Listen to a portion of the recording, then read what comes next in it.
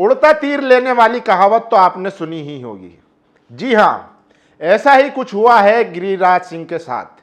जो मंत्री हैं उन्होंने दरअसल ऐसी ही कोई हरकत कर दी जिससे अब सोशल मीडिया पर लोग उनको उसी कहावत से जोड़ रहे हैं। सोचिए, दरअसल बीजेपी की नीयत में, नीति में सिर्फ एक ही चीज है, हिंदू और मुसलमान। सोचिए, देश के प्रधानमंत्री कह रहे हैं कि देश पर गहरा संकट है, लोगों से त्याग की बात कर रहे हैं कि आप त्याग कीजिए, बलिदान दीजिए देश हित में, लेकिन उनके मंत्री जी क्या कर रहे हैं, वो हिंदू मुसलमान कर रहे हैं। सोचिए, दरअसल मामला क्या है पूरा, वो आप समझिए विस्तार से, फिर मैं आगे रिएक्शन भी बताऊंगा कि गिरिराज सिंह को सोशल मीडिया पर किस तरीके से चपेड़े पड़ रहे हैं। सोचिए, दरअसल अभी बीते दिनों मध्य प्रदेश हाईकोर्ट का एक फैसला आता है जिसमें बहुत साला और मौला कमाल मस्जिद को लेकर फैसला दिया जाता है, जिसमें कहा गया कि मौला कमाल मस्जिद जो है अब वहां पर मंदिर होगा। और जो फैसला देने वाले जो दो जज हैं वो आप जानते हैं, एक अवस्थी जी हैं, एक शुक्ला जी हैं। तो फैसले में कुछ नया नहीं था, फैसला एज इट इज जैसे कि लोगों ने सोचा था वैसा ही फैसला आया है। बस फिर क्या था, उसी को लेकर गिरिराज सिंह ने ओवैसी पर एक तंज मारा। उन्होंने ट्वीट किया कि अभी तो देखते रहिए, ओवैसी भी कहेंगे कि वो भी हिंदू हैं। फिर क्या था, गिरिराज सिंह को लगा उन्होंने बहुत बड़ा तीर मार दिया है और ओवैसी जो है इस पर कुछ ना कुछ ऐसा ही उल्टा सीधा जवाब देंगे जिससे मीडिया को मसाला मिल जाए। लेकिन ओवैसी ठहरे, उनके पास नॉलेज का भंडार है और वो इतने सुलझे हुए और इतने मैच्योर सियासतदान है, पॉलिटिशियन है कि विपक्ष भी, यहां तक कि अंधभक्त भी उनकी तारीफ करते हैं। उनका जो लेवल है, नॉलेज का लेवल, उसके सब उनके दुश्मन भी उस चीज के कायल है। और वैसा ही हुआ, ओवैसी ने फिर उनसे, उनके मंत्रालय से रिलेटेड एक ट्वीट कर दिया, रिप्लाई दे दिया, और जिसके उसके बाद फिर क्या था, मंत्री जी की लोगों ने क्लास लगानी शुरू कर दी। अब मैं आपको बता देता हूं कि दरअसल हुआ क्या था, कि ओवैसी ने ऐसा क्या बोल दिया जिसके बाद गिरिराज सिंह को जो है लोग कह रहे हैं कि उड़ता तीर नहीं लेना चाहिए था। तो सोचिए, मैं वो आपको खबर दिखा देता हूं। इसके अलावा और कुछ खबरें भी है जो मैं आपको दिखाऊंगा। ये देखिए, गिरिराज सिंह ने ट्वीट किया, आज नहीं तो कल ओवैसी भी ये स्वीकार करेंगे कि वो हिंदू है। मतलब अचानक ही जैसे लग रहा हो कि ये बेड पे पड़े हों और इन्हें सपना आया और औंधे पौंधे मुंह अपना ट्वीट कर दिया, ओवैसी अपने आप को हिंदू घोषित करेंगे। सोचिए, फिर क्या था, ओवैसी ठहरे, उन्होंने जो ट्वीट किया उसको दुनिया सराह रही है और उनकी जो नॉलेज है और उनकी जो टाइमिंग है उसकी तारीफ कर रही है। सोचिए, ओवैसी लिखते हैं, सर टेक्सटाइल मिनिस्ट्री इंडिया, क्या आपको पता है कि यार्न की कीमत में भारी बढ़ोतरी वाराणसी, सूरत, मालेगांव, मुबारकपुर आदि के एमएसएमई और माइक्रो पावरलूम बुनकरों को बुरी तरह प्रभावित कर रही है। इसके कारण यूनिट बंद हो रही है और बेरोजगारी बढ़ रही है। क्या आप मंत्री के रूप में कॉटन यार्न के निर्यात पर रोक लगा सकते हैं और रॉ कॉटन पर इंपोर्ट ड्यूटी खत्म कर सकते हैं? फैब्रिक और आरएमजी एक्सपोर्ट के लिए इस सेक्टर को इंसेंटिव की आवश्यकता है। क्या नरेंद्र मोदी सरकार चीन पर एंटी डंपिंग ड्यूटी लगा सकती है? आप सरकार में हैं, पावरलूम सेक्टर को बचाइए, अपने शपथ ग्रहण को याद रखिए और शुद्ध अंतकरण शब्द को भी याद रखिए। सोचिए, ओवैसी ने जो जवाब दिया था वो किसी ने सोचा नहीं था। सबने सोचा कि कुछ ना कुछ ऐसा ही उल्टा सीधा बोलेंगे जिससे मीडिया को मसाला मिलेगा और बीजेपी को मसाला मिलेगा, लेकिन ओवैसी ठहरे। अब देखिए, उसी को लेकर सौरभ हैं पत्रकार, वो लिखते हैं, भारत के टेक्सटाइल मिनिस्टर गिरिराज ने बिना किसी बात के एक ट्वीट किया जिसमें लिखा, आज नहीं तो कल ओवैसी भी ये स्वीकार करेंगे कि वह हिंदू है। इसके जवाब में अगर कोई गिरिराज सिंह की तरह ही होता तो वो भी ऐसी ही कोई नफरती फिजूल बात लिखकर जवाब देता, मीडिया उस पर डिबेट करती, क्योंकि मीडिया और गिरिराज सिंह जैसों का यही पसंदीदा खेल और टाइम पास है। लेकिन बैरिस्टर साहब ने खेल के नियम तोड़ते हुए जो लिखा वो न केवल गिरिराज सिंह को आईना दिखाने वाला है, बल्कि उनके बॉस को भी ये देखना चाहिए कि उनके मिनिस्टर कितने खाली हैं।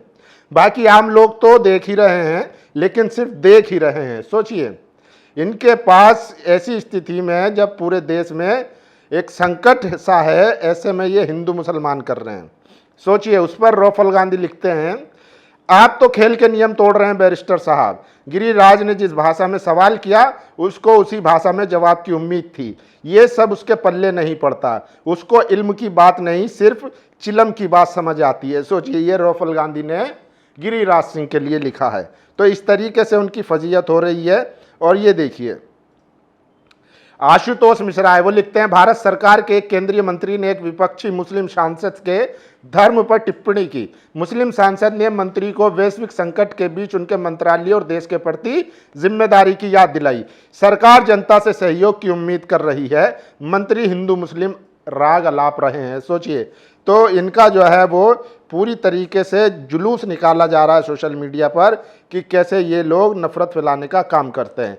नरेंद्र नाथ मिश्रा है, वो लिखते हैं, जब पूरा देश गंभीर आर्थिक संकट में है, खासकर डॉलर के मुकाबले रुपया कमजोर होने से टेक्सटाइल इंडस्ट्री सबसे प्रभावित है और उनके मंत्री हिंदू मुस्लिम कर रहे हैं। अद्भुत है, ये नरेंद्र नाथ मिश्रा ने लिखा है। सोचिए, तो किस तरीके से चीज़ें जो है डाइवर्ट करने की कोशिश करते हैं बीजेपी वाले। उनको लगा कि ओवैसी भी इसी तरीके से कुछ उल जुलूल जवाब देंगे, लेकिन देखिए, ओवैसी जानते हैं जब वो चुनावी मंच से बोलते हैं, उनको पता है जो उनकी ऑडियंस है वो क्या सुनना चाहती है, इसीलिए वो उस तरीके की भाषा इस्तेमाल करते हैं या इस तरीके के बयान देते हैं। लेकिन जब वो प्रोफेशनल होते हैं, संसद में होते हैं, मीडिया या टीवी डिबेट में होते हैं या कहीं ऐसी प्रोफेशनल जगह होते हैं, तब वो इंटेलेक्चुअल बात करते हैं।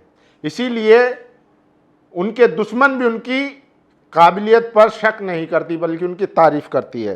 तो ओवैसी ने जो तीर दिया है वो गिरिराज को जो है भारी पड़ रहा है। और सोचिए, उत्तर प्रदेश में कहा जा रहा था कि ठाकुरों की सरकार है, लेकिन अब ठाकुर भी नहीं बच रहे हैं।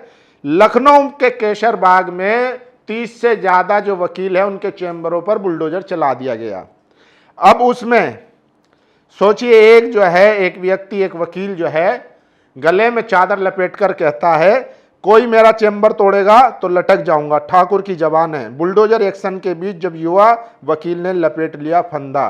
क्या ठाकुर साहब इसी प्रदेश में अदालतों के अस्तित्व को धत्ता बताते हुए जब बुलडोजर एक्शन की शुरुआत हुई थी तब समस्त वकील बिरादरी को उसके खिलाफ हो जाना चाहिए था, लेकिन हुआ क्या? हुआ ये कि जब बुलडोजर दूसरों को रौंद रहा था तब वकील बिरादरी भी खामोशी से तमाशा देख रही थी। अब बुलडोजर वकील बिरादरी के द्वार पहुंचा है तो स्वागत कीजिए। राहत इंदौरी का वो शेर बार बार याद आता है और हर बार याद आता है जब जब ये चीज होती है कि लगेगी आग तो आएंगे घर के इज्जत में, यहां पर सिर्फ हमारा मकान थोड़ी है। सोचिए, जब बुलडोजर का चलन लाया गया तो तमाम लोगों ने उसका स्वागत किया, खुशियां मनाई। सोचिए, अब धीरे धीरे वो बुलडोजर उनकी तरफ भी उड़ना शुरू हो चुका है। मुसलमानों का तो हो गया जो होना था। आपने देखा मेरठ में किस तरीके से सेंट्रल मार्केट के जो बीजेपी के सपोर्टर थे, बीजेपी के नेता थे, कार्यकर्ता थे, कैसे बिलबिला कर रो रहे थे। उनके घर पर भी बुलडोजर चला। अब ये वकील साहब हैं, ठाकुर साहब हैं, आप सोचिए ये किसको वोट देते होंगे या किसका समर्थक रहे होंगे। अब इनका भी चैम्बर उड़ा दिया गया। तो बुलडोजर का जो है स्टीयरिंग वो किसी का सगा नहीं है, वो कभी भी कहीं भी मुड़ सकता है। तो इसीलिए लोग लिख रहे हैं, कह रहे हैं कि अगर आपने पहले आवाज उठाई होती, कम से कम वकीलों को तो आवाज उठानी थी कि ये बुलडोजर से न्याय सीधा संविधान के खिलाफ है। और सोचिए, सुप्रीम कोर्ट कह चुका है कि बुलडोजर न्याय सही नहीं है, उसके बावजूद भी बुलडोजर चलाया जाता है।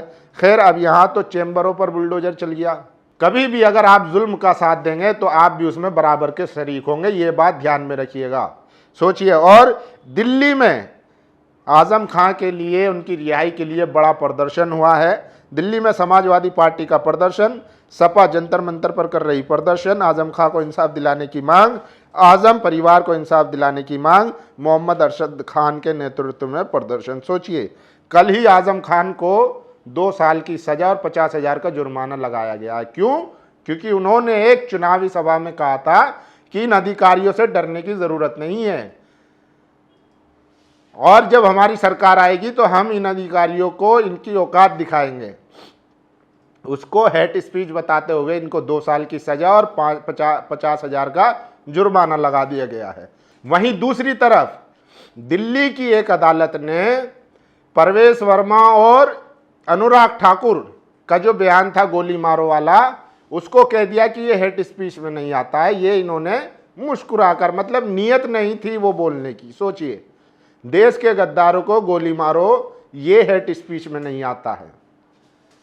सोचिए, तो इस तरीके से आज अदालत, प्रशासन, पुलिस सब इस तरीके से काम कर रहा है। सोचिए, संसद में रमेश बिधूड़ी बीजेपी के सांसद ने एक मुस्लिम सांसद को क्या क्या कहा, कटवा, मुल्ला, ओए आतंकवादी। क्या हुआ? कुछ नहीं हुआ। तो इस तरीके से सरकार चल रही है। और सोचिए, बिहार में 27 पेट्रोल पंप बंद है, पटना में लिमिट लगाई है, गया जी में 1 किलोमीटर लंबी लाइन है, पेट्रोल की डिमांड 21% बढ़ी। क्या तेल संकट बढ़ रहा है? तो ये भी खबर आ रही है, सबसे ज़्यादा ये खबर आ रही है। और सोचिए कैसे यूपी में लोगों का इनकाउंटर किया जा रहा है, ये भी सबसे बड़ा सवाल है। तो आप लोगों को क्या लगता है, क्या असदुद्दीन ओवैसी ने गिरिराज सिंह को जो जवाब दिया है वो बहुत सही है? और गिरिराज सिंह जो टेक्सटाइल मिनिस्टर हैं, उनको अचानक से हिंदू मुसलमान करने की क्यों सूझी? आप लोग अपनी राय जरूर दीजिए। शुक्रिया। नेशनल दस्तक की आपसे गुजारिश है कि अगर इसको बचाना चाहते हैं तो नेशनल दस्तक को सब्सक्राइब करने के लिए रेड कलर के सब्सक्राइब बटन को दबाएं, फिर बेल आइकन की घंटी दबाएं। नेशनल दस्तक को बचाने के लिए बहुत जरूरी है कि हर खबर को शेयर करें, लाइक करें, कमेंट जरूर करें।